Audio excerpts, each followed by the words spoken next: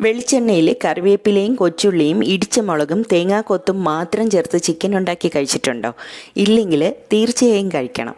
അസാധ്യ രുചിയാണ്. ഇത് കറിയല്ല, നല്ല ഡ്രൈ ഡിഷാണ്. പക്ഷെ നമുക്ക് എത്ര കഴിച്ചാലും മതിയാവില്ല, വെറുതെ കഴിച്ചുകൊണ്ടിരിക്കാൻ തോന്നും. ഇത് നല്ലൊരു സ്നാക്കായും കൺസിഡർ ചെയ്യാം. ഉണ്ടാക്കാനും എളുപ്പമാണ്. 2 ടേബിൾ സ്പൂൺ വെളിച്ചെണ്ണ വേണം.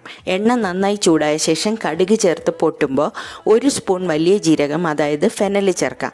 നല്ല മണം വരുമ്പോൾ ഇഷ്ടമുള്ളത്രേ എന്ന് പറയാൻ കാരണം അവസാനം കഴിക്കാൻ നന്നായിരിക്കും. തേങ്ങ ചെറിയ പീസസായി കട്ട് ചെയ്ത് ചേർക്കാം. ഇതിനി വഴറ്റാം. ഇങ്ങനെ വഴറ്റുമ്പോൾ നല്ല മണമാണ്. ചെറുതായി നിറം മാറി തുടങ്ങുമ്പോൾ തന്നെ 1 കപ്പ് കൊച്ചുള്ളി സ്ലൈസ് ചെയ്ത് ചേർക്കാം. ചെറിയ ഉള്ളി തന്നെ തീർച്ചയായും ചേർക്കണം. എന്നാൽ മാത്രമേ ഇത്രയും നല്ല രുചി കിട്ടൂ.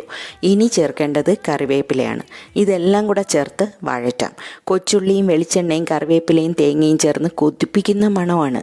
ഉള്ളിയുടെ നിറം മാറാൻ പാടില്ല, വാടിയാൽ മാത്രം മതി. ഈ സമയം ഉപ്പും മുളക് പൊടിയും മഞ്ഞളും ചേർത്ത് മാരിനേറ്റ് ചെയ്ത്, ഇതിപ്പോൾ ഞാൻ ഓവർനൈറ്റ് ഫ്രിഡ്ജിൽ വെച്ചിരുന്ന ബോൺലെസ് ചിക്കൻ ചെറിയ പീസസ് ആക്കിയതാണ്, അത് ചേർക്കാം. അറ്റ്ലീസ്റ്റ് ഹാഫ് ആൻ അവർ എങ്കിലും മാരിനേറ്റ് ചെയ്തതാവണം ചിക്കൻ. കൂടെ പാകത്തിന് ഉപ്പും എരിവിനനുസരിച്ച് ചില്ലി ഫ്ലേക്സും നിറയെ കറിവേപ്പിലയും ചേർക്കാം. ഇത്രേ ഉള്ളൂ. ആദ്യം ഫുൾ ഫ്ലെയിമിൽ വഴറ്റണം. 5 മിനിറ്റിന് ശേഷം ഫ്ലെയിം മീഡിയം ആക്കി സമയമെടുത്ത് വഴറ്റി ഇഷ്ടമുള്ള അത്രയും മൊരിച്ചെടുക്കാം. വീണ്ടും വീണ്ടും കഴിക്കാൻ തോന്നുന്ന എണ്ണ അധികം ചേർത്തിട്ടില്ലാത്ത സൂപ്പർ ടേസ്റ്റി ചിക്കൻ ഫ്രൈ ആണിത്. അധികം മസാലകൾ ചേരാത്ത വെളിച്ചെണ്ണയും കൊച്ചുള്ളിയും ചിക്കനിൽ ചേർന്നാൽ നല്ല രുചി കിട്ടും.